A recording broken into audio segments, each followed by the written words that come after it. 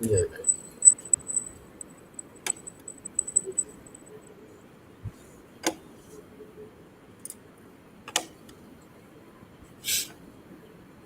Okay.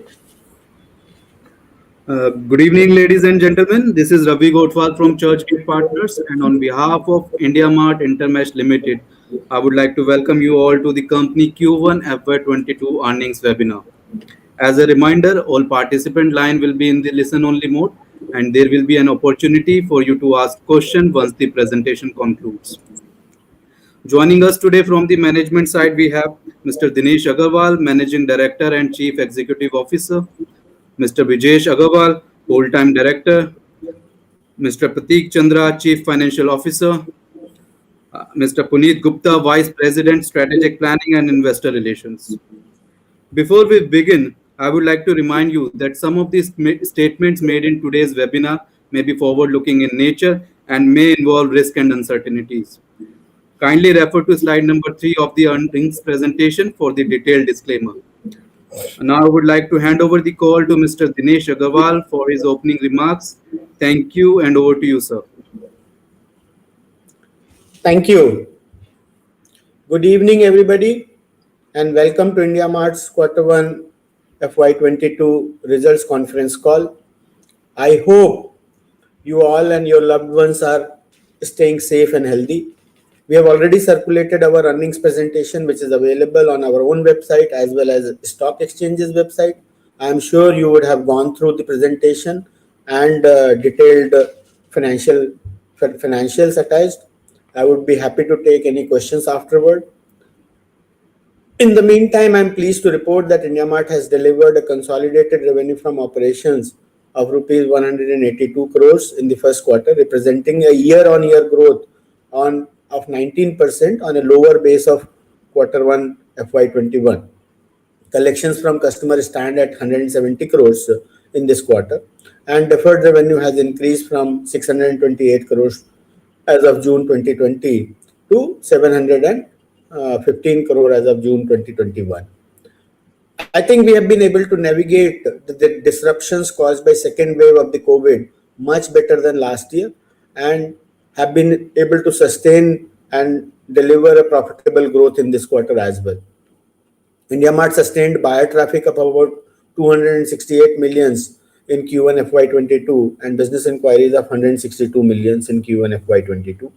During the challenging second wave of COVID-19, our 90 days repeat buyers stand at about 55%. Unlike FY21, where we had lost in the first quarter, we had lost about 14,000 customers. We saw lesser mortality, and 6,000 paying customers have been declined on the sequential basis, closing the total count of 146,000 customers for the end of the quarter. We remain committed to enhance our value proposition and deliver value to our customers through organic and inorganic initiatives. As communicated earlier, in line with our strategy, we have made certain progress in the areas of accounting, logistics software, distribution management, SaaS, and order management. Now I would like to hand over the call to Prateek to discuss financial performance in little bit more detail. Thank you, and over to you, Prateek. Thank you, Dinesh, and good evening, everyone.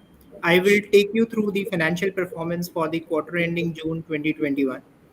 Consolidated revenue from operations were at rupees 182 crores in the quarter, a growth of 19% year-on-year, supported by both increase in ARPU and paying subscribers year-over-year. Consolidated EBITDA was rupees 89 crores, representing a margin of 49%. As highlighted earlier, company posted strong YOY revenue growth due to a low base of Q1 financial year 21 for comparison, and maintained high margins as we continue to work from home and have lower cost. Net profit for the quarter was rupees 88 crores with a margin of 42%, and cash generated from operations during the quarter was rupees 61 crores. Thank you very much. We are now ready to take any questions. Thank you, Prateek. We will now begin a Q&A session. Please allow camera and microphone access if you wish to ask a question and use the raise hand option. You may type your question in the discussion panel and we will revert to you if any question remains unanswered. Please restrict to two questions so that we may be able to address questions from all the participants. We will wait for a couple of seconds while the question queue assembles.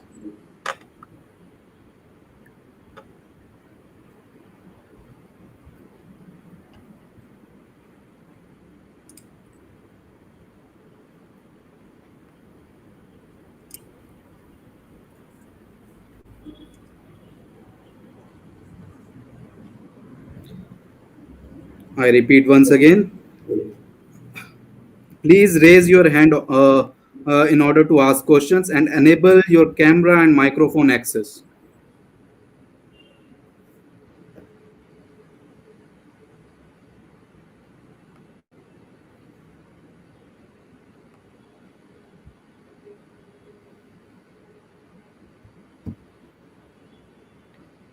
So first question is from the line of Amit Chandra. Please go ahead.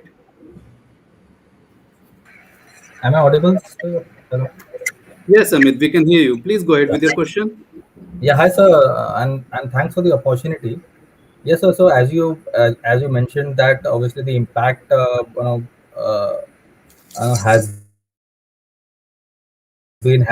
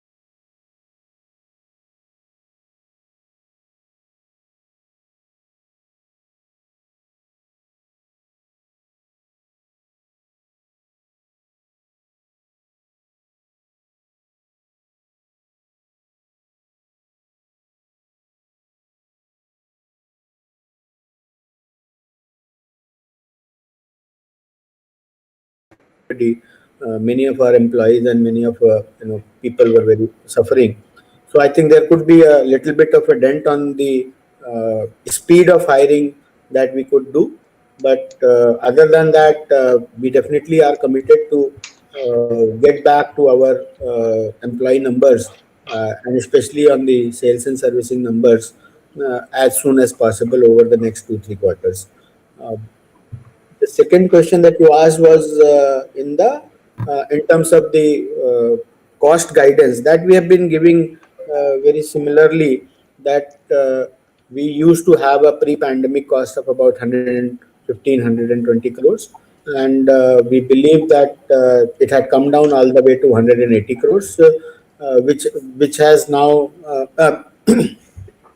280 crores, which has Yeah, slowly increased from 80 to 85 to 90 to 95 crores, and we continue to guide that it will remain in the range of 100 to 105 crores. Now, the competitor advertising, I think, yes, you are referring to the recent advertising done by them on the IPL thing. But, look at our buyer side traffic, and the buyer side traffic remains steady. So I don't think advertising has led to any distraction on that side. And we will continue to evaluate. We have a good profitability as well as cash balance, and we will not be shy of advertising if at all needed at any given point of time. Thank you. yes, sir. Thanks for the this thing. But answer on this the competition angle. Now with Reliance acquiring a majority stake, and now the company is also having a huge war chest. So are we in any case worried about that in any sense, that that huge war chest can impact our the future ambitions, or are we planning to tweak some of our strategies like based on that as of now? I think we will maintain the same stance as earlier. Uh, I've been saying that more investment, more entrepreneurs, more industrialists coming into different, internet as a sector, software as a sector, marketplace as a sector, e-commerce as a sector is good for the entire sector. Suddenly, in the last 2-3 years, the number of internet users have gone up tremendously, and their needs have gone up tremendously in terms of software needs, in terms of commerce need, in terms of, and there are huge opportunity today to channelize different kind of things, and I don't think it will be possible for a single India Mart or a single Just Dial or a single Google or a single Reliance to do that. Many more people and many more entrepreneurs and talent and industrialists would be welcome in that side. Having said that, yes, Just Dial was always a very different business than our B2B business. They had recently announced entry into B2B. We haven't seen yet much of the traction on that side, or haven't heard anything, but we remain cautious and keep monitoring the situation properly. At India Mart, I think our focus will remain to see how do we continue to increase our network effects by way of more buyers and more suppliers coming there, and the supplier behavior data and the buyer behavior data that we gathered over a period of last 10 years, and every year that we gather with 55% repeat visit, that we will use towards behavioral matchmaking using AI and ML and different data techniques. Also, as you can see, we are slowly and slowly expanding our ecosystem to go beyond just discovery towards financial accounting, towards logistics technology, and towards distribution management or order management side. And we continue to look for more organic as well as inorganic opportunity. Within India Mart, organically also, our lead management system has been slowly and slowly going towards becoming a conversational commerce platform. And we continue to work slowly on that bit by bit. I'm sure these things will result. Hope that answers your question. Yeah, sir. And thanks and all the best, sir. Thank you. Next question is from the line of Amit Jeswani, Stallion Asset. Please go ahead. Hi, Dinesh ji. Dinesh ji, when I look at your vertical things, you've done everything perfect. When I look at website views, RFQs, number of buyers, sellers, you've created a great platform. So you're perfect horizontally. But do you think we've been very conservative or not going vertical? I mean, getting into newer products which can solve large customer problems because you have massive numbers of customers, probably the largest. What we are doing right now is a very small scale things. Your customers need accountings, they need websites, they need a lot of these SMEs need to get digital, and you have a platform. Do you think, because we have capital, do you think we need to hire the right kind of skill from let's say places like Zoho, etc., to get that thing rolling? The vertical. So my question is more on the verticalization of India Mart, not on the horizontal things. Horizontal things, sir. Now it's an automatic platform that you have created. So my ideas are more based on how do you think about verticalization and what large new customer problems can you solve? Okay, thank you. So on the let's say, first of all, how do we expand our ecosystem horizontally? So within horizontal ecosystem, as you can see, we started with the website. We started offering them RFQ and buy lead system. We started them offering the cloud telephony, lead manager and CRM. Now we are adding accounting, logistics, order management. We already have a payment system in place. So horizontally, we have been adding multiple items, and we have been investing into multiple items. You are right.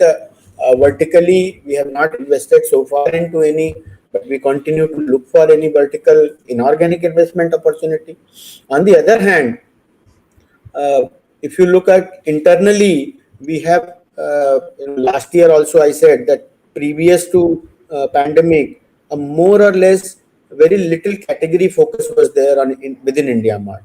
It's only last year first time when the suddenly had to work on the medical as a category or medicine as a category. We realized that there is a huge opportunity to do things more horizontal, more vertical category wise, and we are actually in the process of increasing team and expertise on that side to so that more and more vertical fulfillment can be done and more vertical problems can be solved.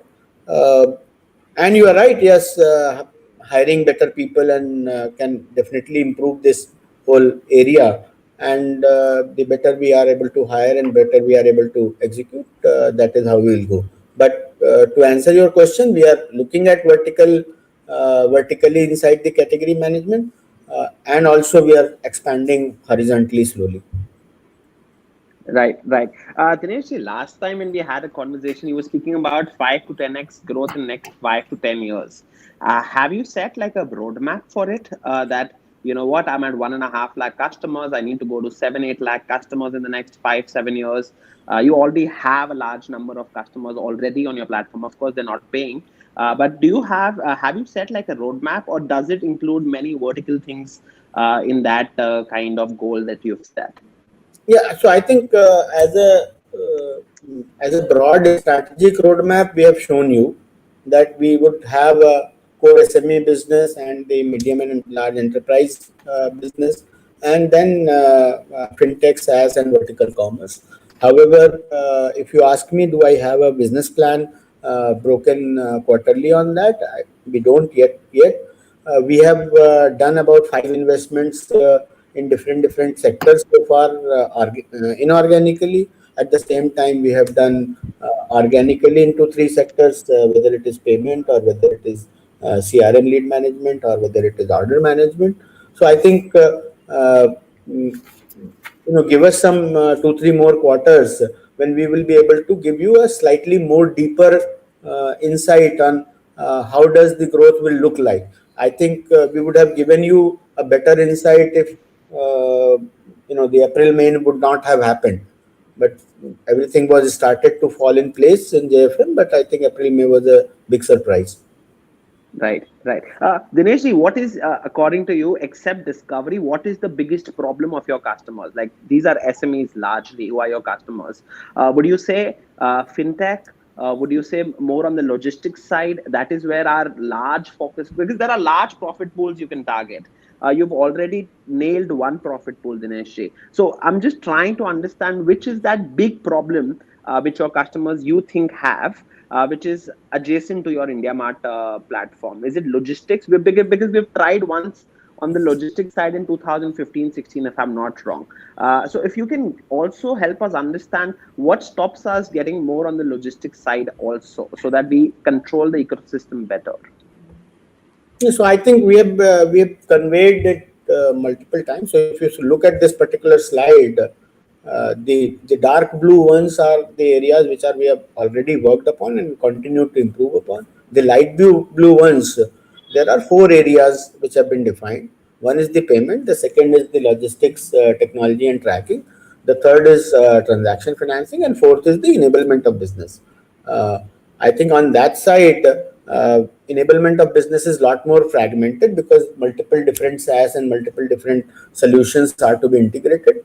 It is not just one big ERP that you can acquire and SMEs will start using it. Unlike and similarly on the logistics side, the medium enterprise uses very different logistics technology that as compared to a D2C brand.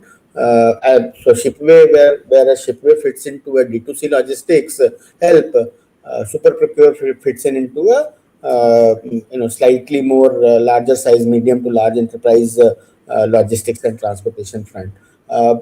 Payments front we have been building organically, and we are continue to look for more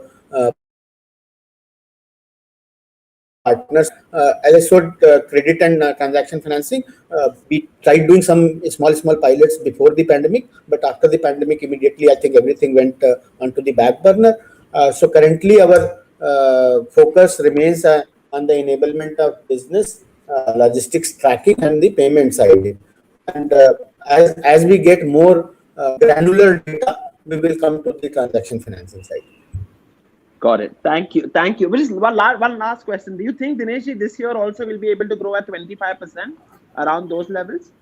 Since June and July, you've seen a bounce. You probably might have seen a bounce in June and July. You think this year, by the end of year, we'll be able to do 25% odd kind of growth? I will keep mum not to answer this question. Oh, thank you, Mr. Dinesh. Nice speaking to you again. Thank you. A reminder to all participants that you may use raise hand option on your screen if you wish to ask a question.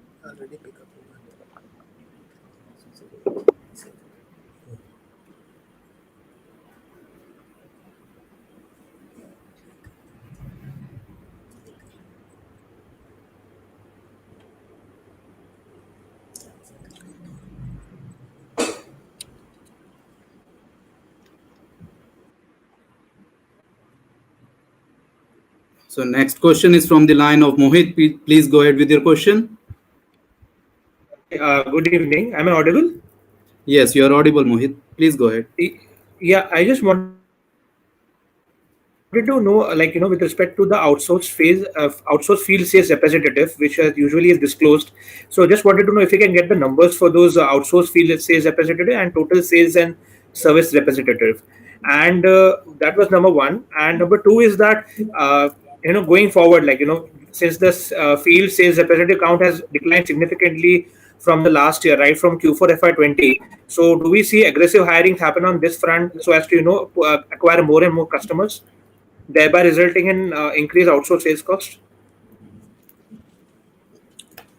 Yeah, Mohit, this is slightly complex answer here.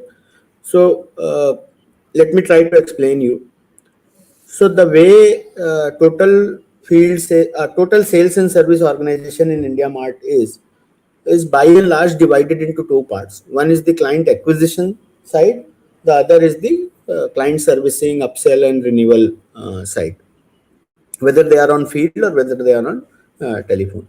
Currently, almost 99% of our renewal, servicing, upsell team, which we call client servicing team, which actually brings about 80% of the revenue, is in-house on India Mart roles.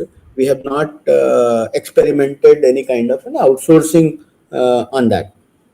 However, on the client acquisition side, if you see about 2-3 years ago, we used to have 100% on in-house set of people.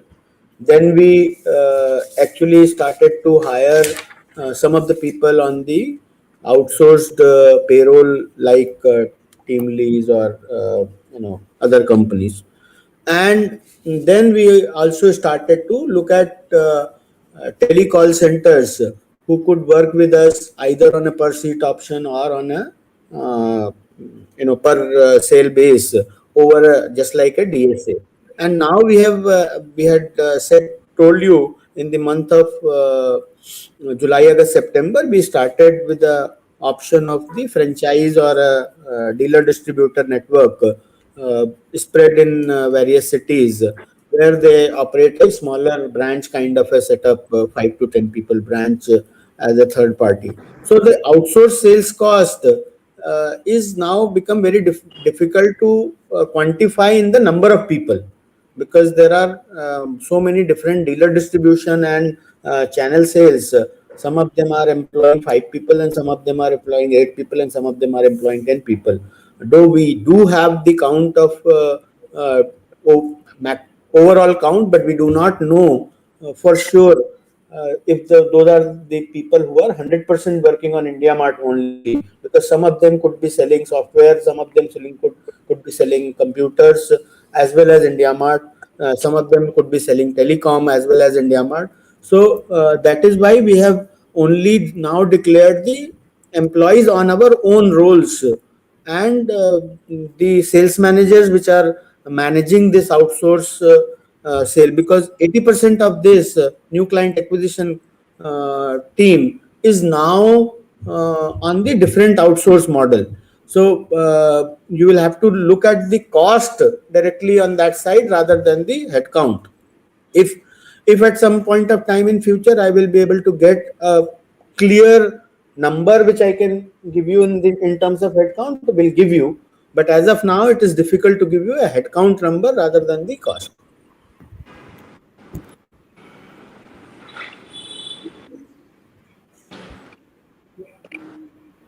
I have understood. Thank you for that. Thanks for that. Thank you. Next question is from the line of Bharat Shah. Please go ahead with your question. Yeah, Dinesh, in continuing from an earlier question, and there are many things that we have done well, and then there are others where we have taken some baby steps, and then there are areas which are where we are aspiring to be something, but as yet have not commenced or taken any steps. So, given the size of the opportunity, which is very large before us, unless you disagree that the size of opportunity is small, then it's a separate issue. But if you agree that size of opportunity is large, what is inhibiting us from moving about in a more, so to say, measured way? I'm not saying that we take rash kind of steps in haste, but if we allow opportunity to kind of be prolonged beyond a point, then to that extent our own competitiveness and our own strengths would diminish. So, what is your view about all of this? How are you seeing the situation? Yeah, Bharat, you are right to some extent, and just to reiterate, there are two ways that we would want to tackle this large opportunity issue. Immediately after the IPO, we said that okay, let's start on two-pronged strategy. One, the inorganic side, and one on the organic side. On the inorganic side, we did 1 or 2 investment, and then this whole last 15 months pandemic had happened. Though we continued to do the more inorganic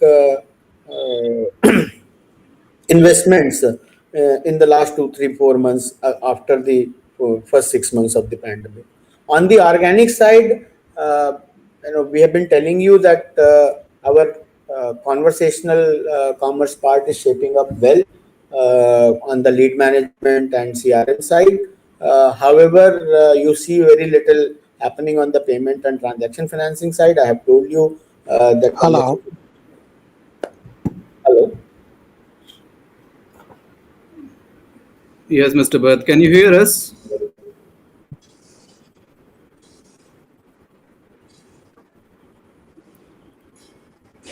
Mr. Dinesh, you may please continue. Yeah. So I think it's just that these uncertainties and challenges every now and then are distracting us from taking those two pronged approach in a much faster manner. That's the only thing you can say. But I fully agree that we should be looking at these opportunities, both organic and inorganic, in a measured as well as rational way, faster rational way, we do not want to go irrational and rash increasing. So I think hopefully will fall in place of or will fall to will meet your expectation in times to come. Right. Thank you. Next question is from the line of Kumar Pandit, Somrest Capital. Please go ahead with your question. Hi, thanks very much for the call and congratulations on the results. I just have a couple of questions. The first one is, could you just explain the dynamics behind? So, Mr. Kumar, could you please speak a little bit louder? Yes, of course. Is that better? Yes, please continue. Great. I just wanted to understand the dynamics behind the ARPPU growth in spite of the decline in paying subs, and whether you think these dynamics are sustainable and whether these trends are sustainable over the near to long term. Thank you. Yeah, Mr. Kumar, I think I've already answered that question. Due to sudden decline of the number of customers, mostly from the lower ARPU segment, this suddenly looks like an aberration. I have already answered that once we start the customer base growth and recovery on that side, it will come down to the usual 45,000-46,000 rupees. Thank you. Apologies, I missed the early part of the call and that you mentioned that. So thanks for clarifying that. Do you have any other question, Mr. Kumar? No, that's fine for the time being. Thank you. Thank you. Next question is from the line of Sudhir, ICICI Security. Please go ahead.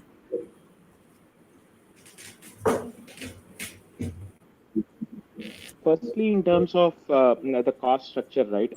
You spoke about, let's say, reorganization or restructuring of the sales into 2-3 different models, and accordingly, our cost structure may have changed a bit. And we have also been seeing some of the COVID-led cost tailwinds for the time being, in terms of, let's say, a higher mix of telecallers rather than put on streets, so on and so forth. So when we reach the steady state, let's say when COVID is behind and when we reach the steady state, how do we think about the steady state margins at an EBITDA level? I think I've already given that answer earlier also. We used to be at 30% odd margin, closer to 30% margin. And, we had saved about 20 odd percent or increased the margin by about 20 odd percent. Half of that is because of the different kind of automation that we have been able to do. And I think there is a permanent shift in the business that has happened. And half of that is slowly going to come back because we have not been able to hire and we have not been going to the offices. And I think the employee cost is one of the biggest costs, and some of the other costs that will return.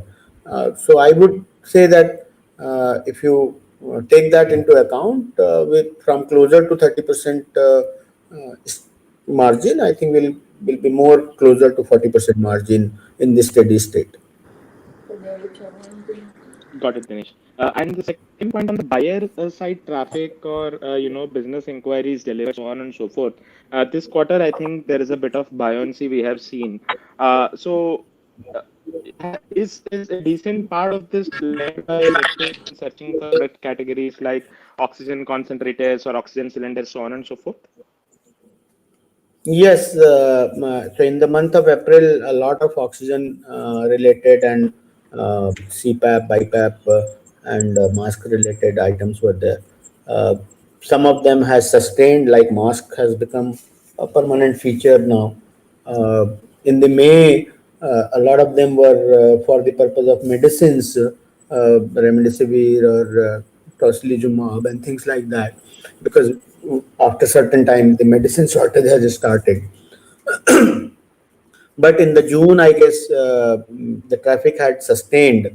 So it is not that the whatever spike came in the April and May, because in April and May, on one side these medical spikes came, on the other hand, the naturally the industry was more or less shut down. That actually balanced it. But we are seeing in the June month or in the current weekly trend, I think a 250 to 60 million traffic seems like a sustainable traffic. Got it. So even after that spike is over, that rush towards oxygen concentrator as a category is over, you are still seeing reasonable amount of buoyancy in the inquiries delivered and the buyer side traffic. Yeah, it is because very diversified, as you have seen in the past. We are coming from 50 different industries, almost 100,000 different categories, coming from 1,000 plus towns and cities. Tier 1 cities only contribute about 33% of the buyer traffic. Tier 2 city about 25%, and then tier 3 and 4 is actually increasing now at 41%. So we have a very well diversified traffic across fashion, apparel, garment, chemical, fertilizer, medical, agro, machinery, and everything. So I guess we have seen even on a monthly basis, if you go and look at any of the indicators at Alexa or SimilarWeb, the traffic is maintained, and we believe that there is a permanent shift has happened towards internet adoption, and IndiaMart has proven to be a go-to place for people. Yeah. Got it, Dinesh. Thanks and all the best. Thank you, Sudhir. A reminder to all the participants that you may use raise hand option on your screen if you wish to ask a question. Next question is from the line of Bharat Shah. Please go ahead, Bharat.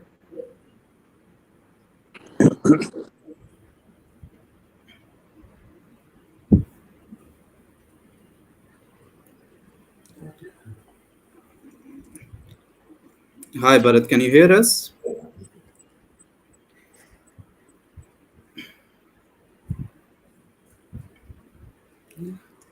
A reminder once again to all the participants, please use raise hand option on your screen if you wish to ask a question.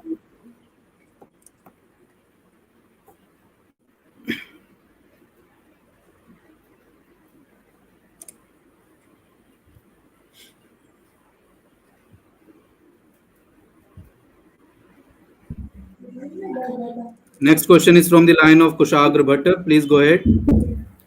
Yeah, hi. Thanks for giving me the opportunity. Am I audible? Yes. Yes. Yeah. So one question on this data advantage which you were mentioning of buyers and sellers on the platform with all the AI ML you can do on that. I just wanted to gather more sense on how with this whole data you are sitting on, what sort of analysis or what sort of advantage you can do versus others, possibly because all of the businesses in the B2B space are sort of moving in a similar direction. So how are you thinking of differentiating yourself in a way, what additional offering which you can provide, which I got it. others would not be able to. And also, one related question is, with the Reliance data sitting on, right, with all the geo platforms and all, what data you think is probably you are missing today, which Reliance would be bringing to the table with their telecom and whatever geo platform ecosystem they have? So let me first answer what we know of our own business.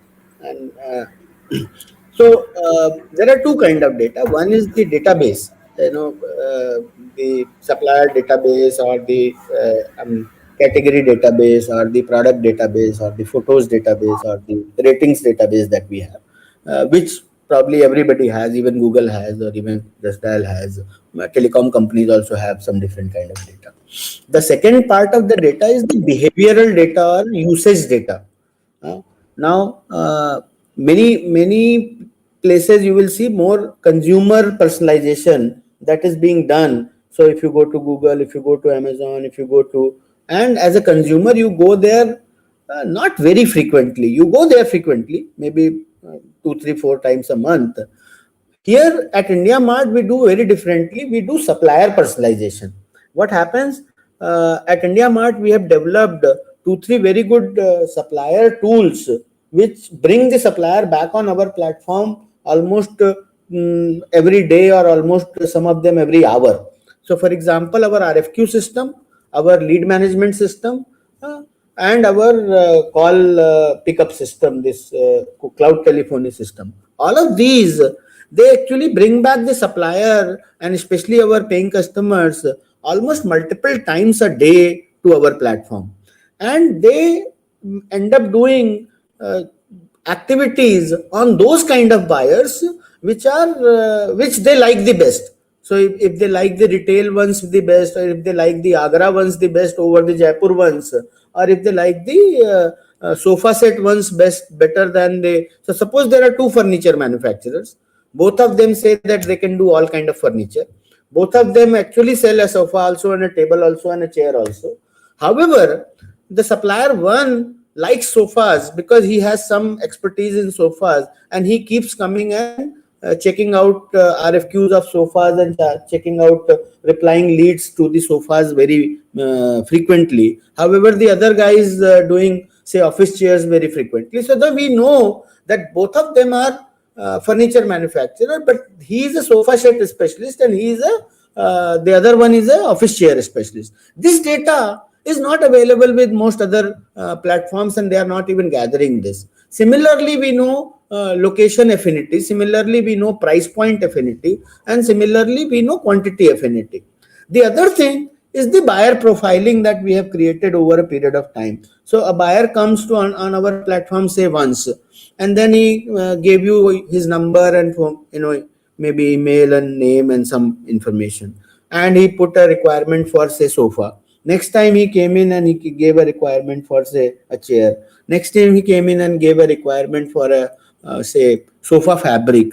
So we know that he is probably a sofa set integrator or a sofa set fabricator, and we display that to the suppliers. So it's an enhanced buyer profile that we have gathered over a period of time because the buyers have been repeating on our platform at 55% rate. So these are some of the special insights that we gather, and thereby we use them in the matchmaking. So we know by behavior that he likes retail leads. We know by behavior that he do not like retail leads. We know by behavior that he is an exporter. We know by behavior that he is an exporter or he is a local only manufacturer. So we know all of these because of this data that we collect every day in, day out. And the data sources are RFQ consumption, our lead management where callback and replies happen, and the PNS system. And all of these data sources, obviously over and above there is a product data which is there available. So that is a very specific data that we are referring to. And anybody will tell you that the relevancy is far more better at India Mart than at any place else. Okay. And second part of the question, like what data you probably would be missing today, which Reliance is able to provide. Any sense on that, or you won't be able to comment on that? I know we have not been tracking Reliance, we have not been tracking GeoMart, so we know only a Okay. little bit about just that. Now that this development has happened, we will start to study that more in detail as and when more details are revealed, and we'll try to see where are we where we need to act, and we'll keep a close watch on the developments happening, and then start to build our strategy accordingly. Sure. Last question on the ARPUs thing. Is this the correct understanding when I break it up, the ARPUs, that the platinum customers, the top 10% suppliers on your platform, the ARPUs for them have kind of moved from almost 180,000 to almost north of 2 lakh rupees. So is this the correct understanding, first of all? No, sir. I think what happens is the way our revenue recognition works. Pratik, you would like to explain the way our revenue recognition works. It comes from the deferred revenue. So Right. the way ARPU we calculate is end of the quarter customers. So the total revenue recognized during the quarter divide by the end of the quarter customers, and that is so that this does not mean that the ARPU has increased dramatically in a particular segment. It is purely because there has been a sharp decline in the number of paying customers by 6,000, and that is why it is reflecting. It is also reflecting that most of the decline has happened at the bottom of the pyramid. Okay. Okay, got it. And a related question is, so when you mentioned that the ARPUs will kind of go back, I remember in one of the past few con calls, you sort of hinted towards planning or strategizing towards price hikes as well in respective categories. So so those price hikes you are not going ahead with, right? I mean, we have been doing minor things here and there, and that is how you see a if you see a longer duration from 33,000 to 44,000, about almost 33% price hike has happened over the last 4 years or so. The specific instance that you're talking about, the category based or city based pricing, that we have not been able to roll out, and I don't think this is the right time to roll out that. Okay, sure. Thanks. Thanks. Yeah. Thank you. Next question is from the line of Bharat Shah. Please go ahead. Yeah, I think earlier I was talking to you, and for some reason line got snapped off. So we were discussing that in terms of the size of opportunity, are we being a bit more measured than what is good for us, or we think what we are doing in at a pace is something which is meaningful and appropriate? Therefore, in that context, you answered. I wanted to raise an alternative point of view on that. Supposing if you have to think about IndiaMart 3 to 5 years down the line, what do you think IndiaMart would look like? What will be the key defining aspects of IndiaMart that you think it will look like? Otherwise, you would regard that as a missed opportunity. Yeah, what we think we will look like is already there on this slide. Puneet, can you put up that slide again? No, I said in 3 to 5 years time, and not today. Yeah, this is 3 to 5 years time frame. This is where we would look like. This slide truly depicts what we want to look like in 3 to 5 years time. Which means dark blue or light blue, all boxes will be cleared and will be attained. I mean, 80% of these boxes should be ticked.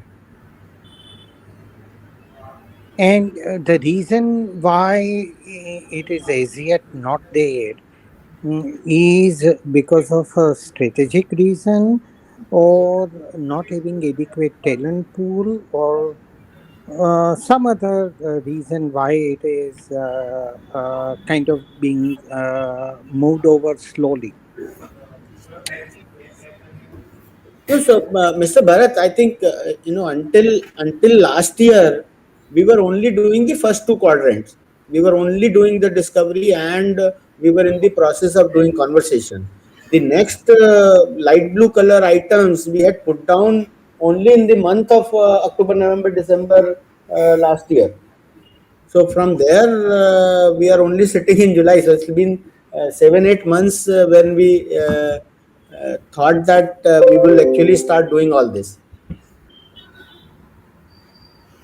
And once we cover 80% or more of the quadrants, you think strategically our remit and our plans would be in a, from your point of view, it will be satisfying and what is appropriate for the opportunity. That is what is our thought, collective thought as of now. Okay. Thank you. Thank you. Next question is from the line of Manish Gupta, Solidarity Advisors. Please go ahead. Thank you for the opportunity.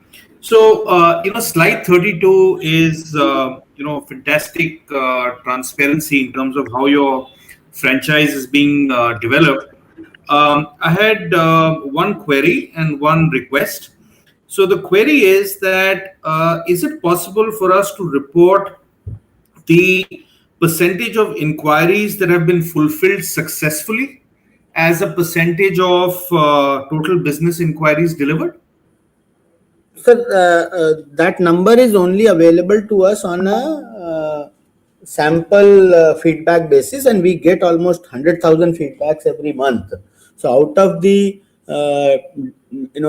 monthly daily unique inquiries of about 8 million, 7 million that we have, 26 million in the recent quarter.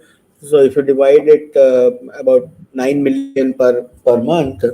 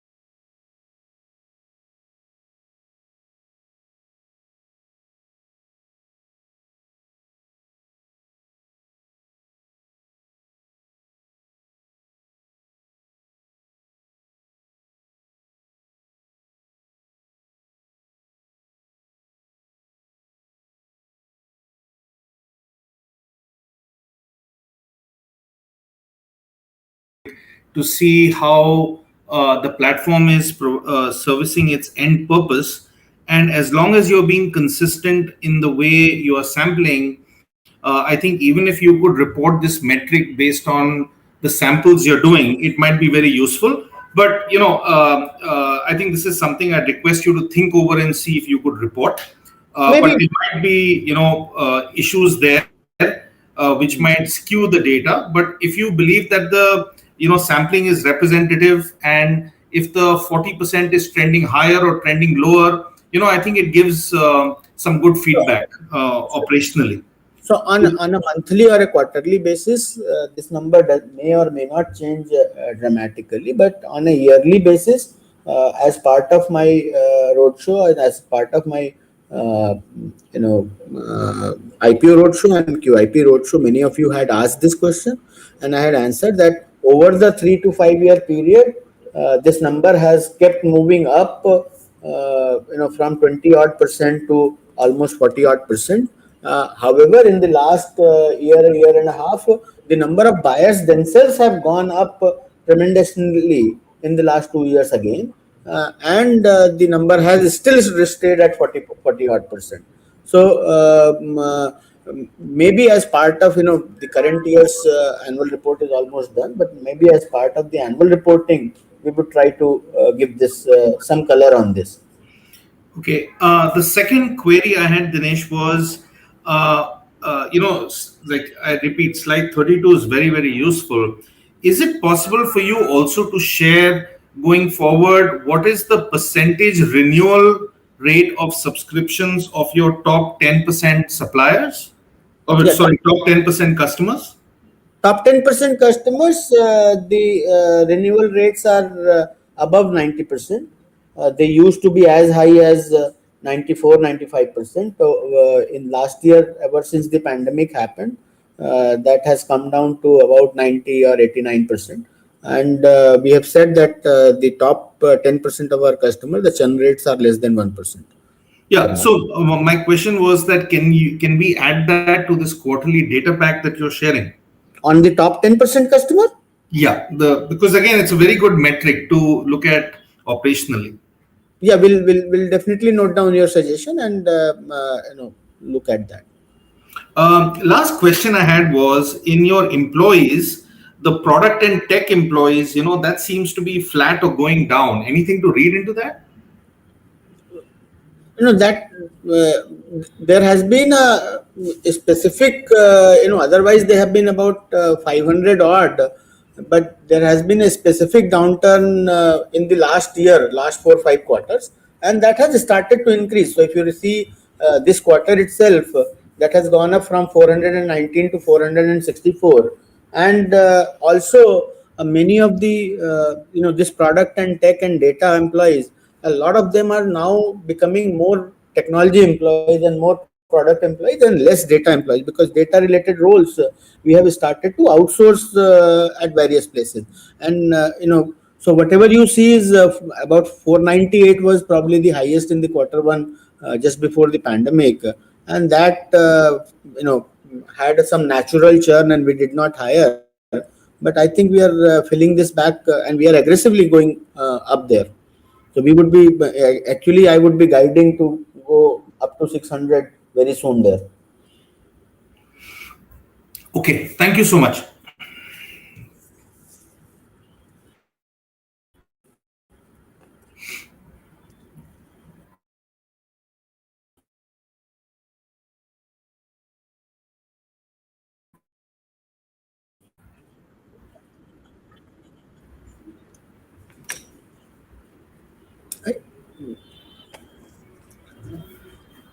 Thank you very much.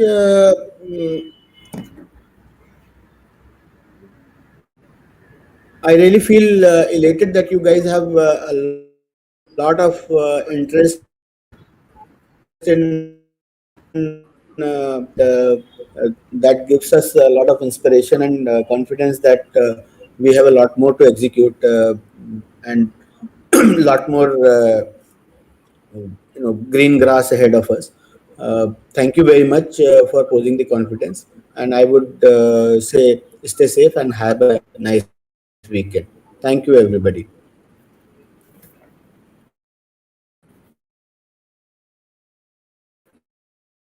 Thank you, everyone. On behalf of IndiaMart, this concludes this webinar. Thank you.